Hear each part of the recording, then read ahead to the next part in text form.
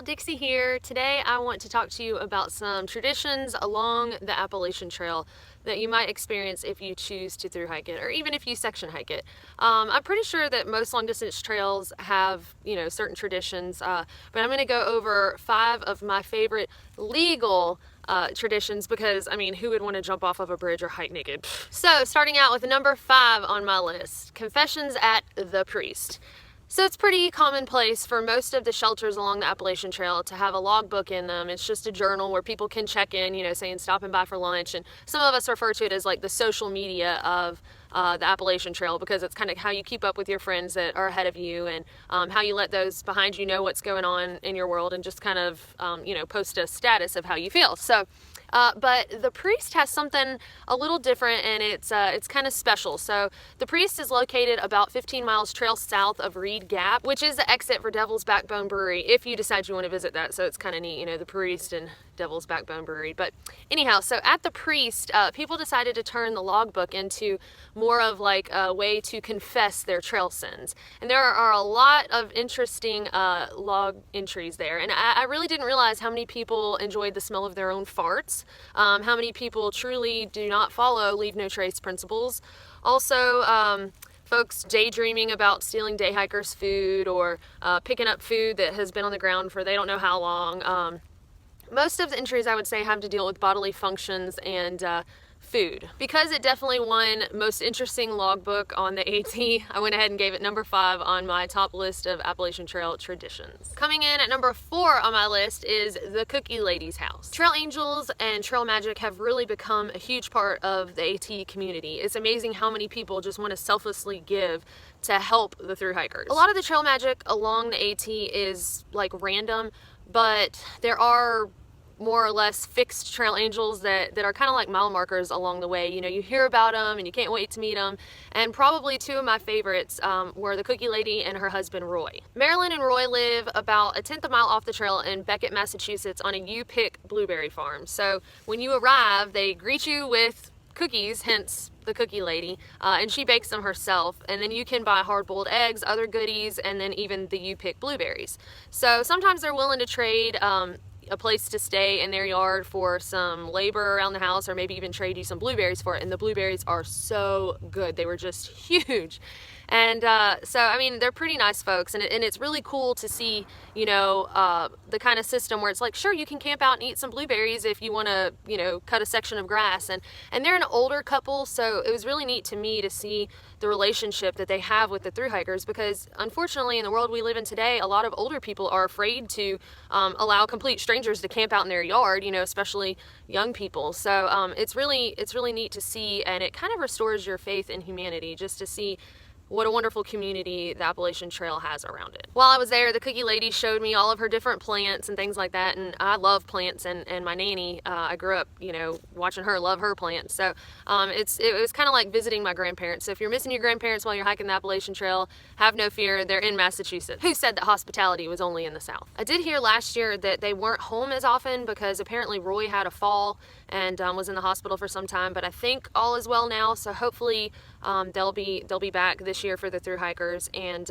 y'all make sure to treat them well and with respect, so that these kind of trail angels will want to stay around to interact with the thru hikers, because having fresh water, a bathroom to use, a place to sleep, and wonderful hospitality and blueberries, you just can't beat that. Number 3 on my list is none other but the MCAFEE Knob hanging off the cliff picture. So MCAFEE Knob is located near Catawba, Virginia, and it's only like a 4-mile hike from the road. I did a little video about MCAFEE Knob in doing a section hike, so y'all check out that video, and you could also do it as a day hike too. But MCAFEE Knob has a lot of traffic because it is so close to the road, so during a thru hike you're likely to see a lot of people there. But it's just this wonderful cliff that kind of juts out and gives you like the Lion King feel.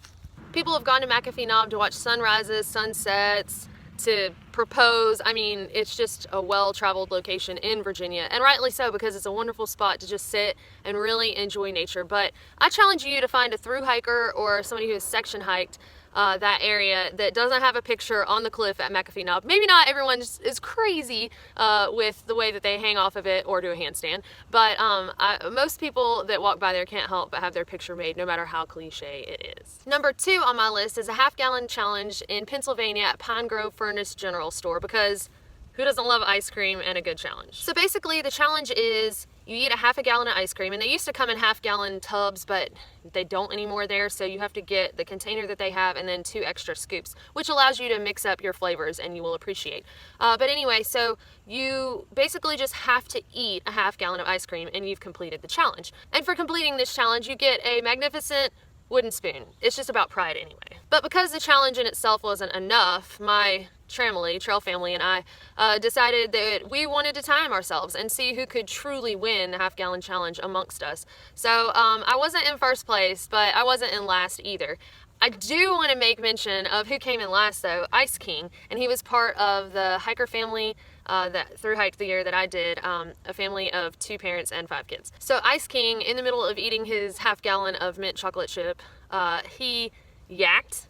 And I thought, okay, he's done. He's not going to get his little wooden spoon. But he came and he sat back down and he finished it like a champ. So even though he came in last place for time, I mean, that was really impressive. But I seriously doubt he'll ever eat mint chocolate chip again. For those who wish to forego the ice cream challenge, I hear that there is pretty good food at the general store, although I can't vouch for it because I was definitely way too full. And finally, number 1 on my list of Appalachian Trail traditions is none other than trail days in Damascus, Virginia.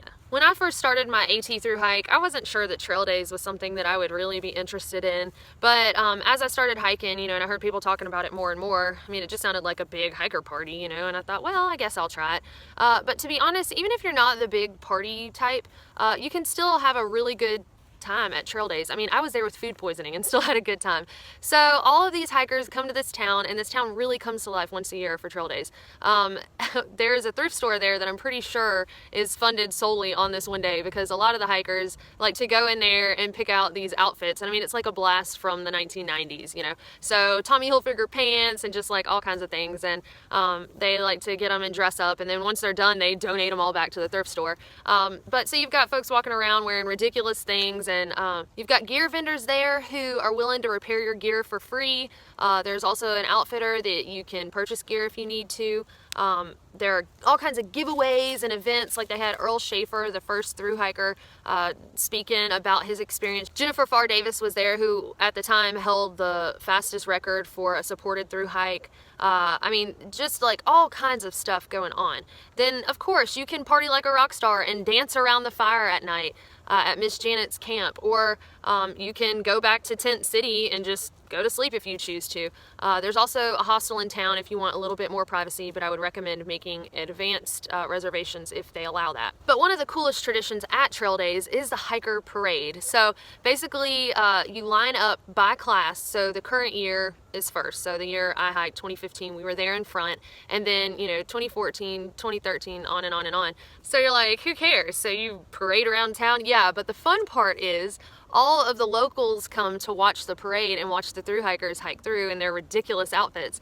And they hose you off because you're all stinky, right? That's what thru hikers are known for, smelling horrible. So they decide that they're gonna rinse you off and give you a bath, and folks will have hose pipes or squirt guns, and they're just all hosing down the thru hikers. So it's just really a good time. They even have volunteer groups come, and like volunteer doctors to see hikers if they're having any health issues or foot problems and things like that. And they do free feet washing and massages. It's just really neat to see the locals interact with the trail community so much, and they are the trail community. And then also to see, previous classes of thru hikers coming and encouraging the current year of thru hikers, and just everyone comes together, and it's just awesome. So I highly recommend, if you're ahead of Damascus, north of Damascus, that you find a way to hitch back, and there will be opportunities for that. Or if you're south of it, to jump up and definitely experience trail days. But if you're lucky, you'll be able to just sashay right in on time. Anyway, that's my list of top 5 hiker traditions that I enjoyed along the Appalachian Trail during my thru hike. But I would love to hear about y'all's experiences or any of the traditions that you were a part of and would like to share. So please comment those below. And if you like what I'm doing here and you would like to support this channel, there are ways to do so in the show more below. And we will see y'all next time. Okay, so I am here at Amicalola State Park, and there's this nice little compartment overhead, so that's the opening, where you can put like a headlamp.